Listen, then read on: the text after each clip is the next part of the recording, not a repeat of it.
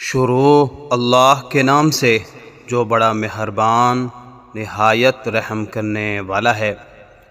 عورت کا اعتکاف۔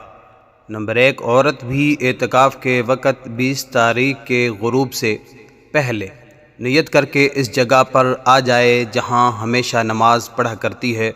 اگر نماز کے لیے جگہ مقررہ نہ ہو تو ایک جگہ نماز کے لیے متعین کر لے اور وہاں اعتکاف کی نیت سے بیٹھ جائے۔ اب جن باتوں سے مردوں کا اعتکاف ٹوٹتا ہے عورت کا بھی ٹوٹ جائے گا، اور جس ضرورت طبعیہ کی بنیاد پر مرد کے لیے نکلنا جائز ہے عورت بھی نکل سکتی ہے۔ نمبر 2، بغیر کسی مجبوری کے اس جگہ سے نکلنے سے اعتکاف ٹوٹ جائے گا۔ نمبر 3، جب اعتکاف میں بیٹھنے کا ارادہ ہو تو نماز پڑھنے کی جگہ اور اس کے برابر ایک مصلی کی جگہ اور متعین کر لے تاکہ آرام سے لیٹ بیٹھ سکے۔ اب اس حدود سے باہر نہ نکلے۔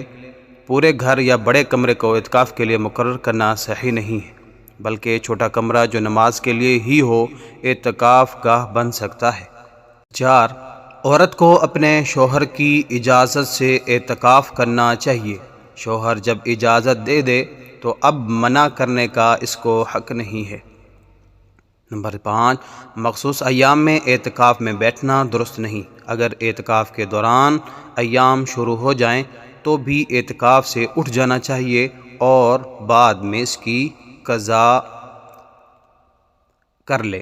اعتکاف کی قضا۔ اگر اعتکاف فاسد ہو جائے، مرد ہو یا عورت، تو ان پر صرف ایک دن کی قضا واجب ہوگی، چاہے رمضان ہی میں کر لے یا بعد میں۔ البتہ دوسرے دنوں میں اعتکاف کی قضا کے ساتھ روزہ بھی ضروری ہے۔ کسی بھی دن غروب سے پہلے مسجد میں آ جائے اور اگلے دن روزے کے ساتھ غروب تک مسجد میں رہے۔